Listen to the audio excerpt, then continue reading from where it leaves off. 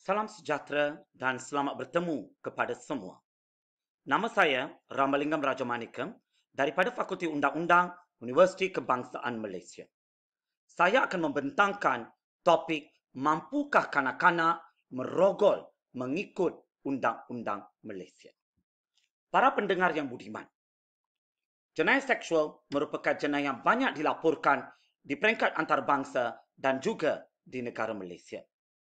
Dan pelaku dan mangsa dalam jenayah seksual ini bukan saja melibatkan golongan dewasa tetapi juga melibatkan golongan kanak-kanak. Antara jenayah seksual yang paling banyak dilaporkan ialah rogol. Dalam jenayah rogol, pelaku dan mangsanya juga melibatkan kanak-kanak. Maka persoalan yang perlu kita rungkai terlebih dahulu, siapakah kanak-kanak dari sudut undang-undang? Malaysia merupakan negara pihak kepada Convention tentang Hak Kanak-Kanak yang disebut sebagai Convention on the Rights of the Child, CRC.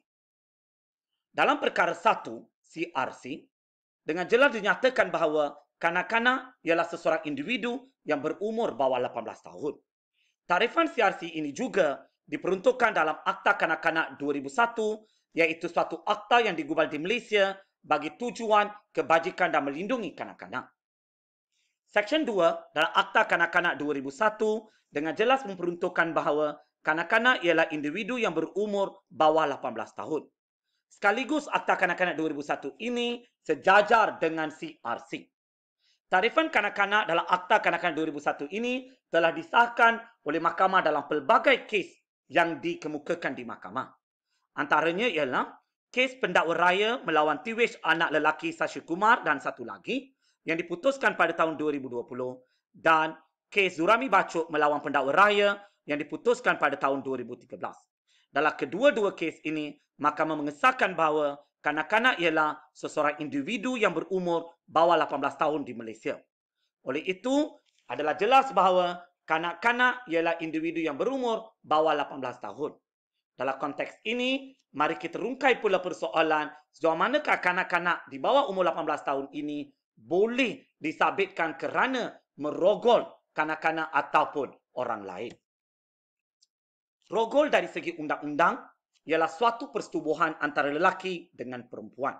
Dalam konteks Undang-Undang Malaysia, Seksyen 375 Kanun Keseksaan merupakan undang-undang penting yang perlu kita perhalus secara bersama. Dalam Seksyen 375 Kanun Keseksaan, hanya lelaki yang boleh melakukan perbuatan rogol. Perempuan tidak boleh jadi perogol mengikut Undang-Undang Malaysia.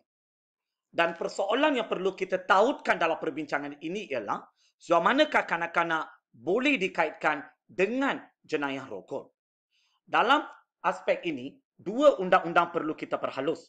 Pertama, Kanun Keseksaan. Yang kedua, Akta Keterangan 1950. Dalam Kanun Keseksaan, terdapat dua peruntukan yang perlu kita lihat. Yang pertama, Seksyen 82. Yang kedua, Seksyen 83 Kanun Keseksaan. Seksyen 82 Kanun Keseksaan memperuntukkan bahawa nothing is an offence which is done by a child under 10 years of age. Berdasarkan peruntukan ini adalah jelas bahawa kanak-kanak di bawah umur 10 tahun dianggap sebagai tidak berkeupayaan untuk melakukan jenayah. Maknanya, apabila terdapat kanak-kanak di bawah umur 10 tahun melakukan sesuatu perbuatan seperti perbuatan mencuri dan juga perbuatan rogol, maka kanak-kanak itu tidak boleh dituduh untuk jenayah yang dilakukannya kerana Seksyen 82 merupakan suatu anggapan dan anggapan ini ialah anggapan mutlak yang bermaksud irrebuttable presumption of law, anggapan undang-undang yang tidak boleh dipatahkan langsung dengan mengemukakan keterangan.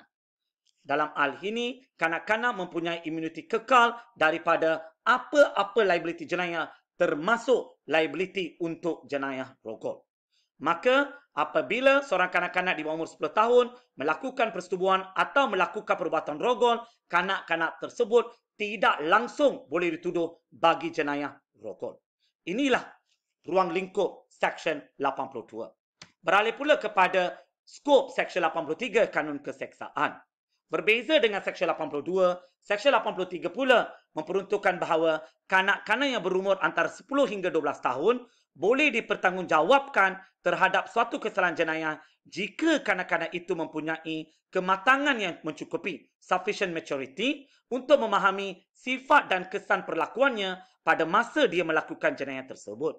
Hal ini bermakna bahawa apabila seorang kanak-kanak ini memahami apakah perbuatan yang dilakukannya, apakah kesan daripada perbuatan tersebut, maka kanak-kanak itu boleh dituduh dan disabitkan bagi jenayah tersebut. Dalam konteks ini, kanak-kanak tersebut mestilah berumur lebih daripada 10 tahun dan juga kurang daripada 12 tahun.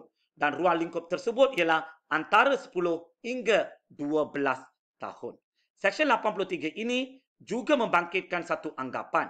Namun anggapan di bawah Seksyen 83 ialah anggapan undang-undang yang boleh dipatahkan, rebuttable presumption of law.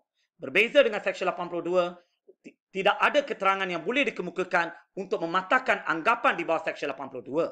Sebaliknya, dalam Seksyen 83, kita boleh mematahkan anggapan yang dibangkit oleh Seksyen 83 ini dengan mengemukakan keterangan bahawa kanak-kanak ini faham apakah yang dilakukan dan tahu kesan daripada perlakuannya tersebut. Dan beban pembuktian dalam konteks ini beralih kepada kanak-kanak tersebut untuk membuktikan bahawa dia tidak tahu atau dia tidak faham sifat dan kesan perlakuannya pada masa dia melakukan jenayah berkenaan. Jika kanak-kanak itu faham, maka anggapan mengikut Seksyen 83 tidak boleh dibangkitkan.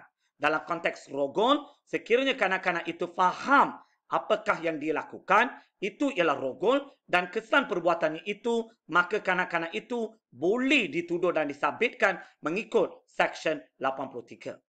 Walau bagaimanapun, pemakaian peruntukan ini bukanlah mudah seperti yang disangka. Hal ini kerana Seksyen 83 ini perlu dibaca bersama dengan Seksyen 113 Akta Keterangan 1950. Seksyen 113 secara jelas memperuntukkan bahawa hendaklah menjadi suatu anggapan undang-undang yang tidak boleh dipatahkan bahawa seseorang budak lelaki yang berumur di bawah 13 tahun tidak berupaya melakukan rogol. Sebagai tambahan kepada Seksyen 83, Seksyen 113 Akta Keterangan 1950 ini memperuntukkan anggapan khusus bagi jenayah rogol. Seseorang kanak-kanak lelaki yang berusia di bawah 13 tahun dianggap tidak berupaya untuk melakukan jenayah rogol. Dan anggapan ini ialah anggapan yang tidak boleh dipatahkan. Hal ini bermakna bahawa Seksyen 113 membangkitkan suatu anggapan bahawa seorang kanak-kanak lelaki tidak langsung boleh dituduh dan disabitkan bagi jenayah rogol. Oleh hal yang demikian, cadangan saya ialah peruntukan Seksyen 113 ini perlu dimansuhkan. Peruntukan ini tidak lagi relevan untuk dikekalkan dalam perundangan negara. Kerana perlindungan yang mencukupi telah pun diberikan berdasarkan Seksyen 82 dan Seksyen 83 Kanun Keseksaan. Perlukah lagi perlindungan tambahan bagi jenayah rogol di bawah Seksyen 113 Akta Keterangan 1950. Peruntukan seumpama ini akan menjejaskan pentadbiran keadilan atau menyebabkan salah laksana keadilan, miscarriage of justice. Terdapat banyak laporan kes yang menunjukkan bahawa terdapat kanak-kanak lelaki di bawah umur 13 tahun yang melakukan persetubuhan yang boleh terjumlah sebagai jenayah rogol. Kewujudan Seksyen 113 Akta Keterangan 1950 secara jelas mengekang pertuduhan dan sabitan terhadap kanak-kanak lelaki bagi suatu jenayah rogol. Oleh itu, cadangan saya ialah Seksyen 113 Akta Keterangan 1950 tidak lagi relevan. Oleh itu, peruntukan ini perlu dimansuhkan untuk kemaslahatan kita bersama. Sekian, terima kasih.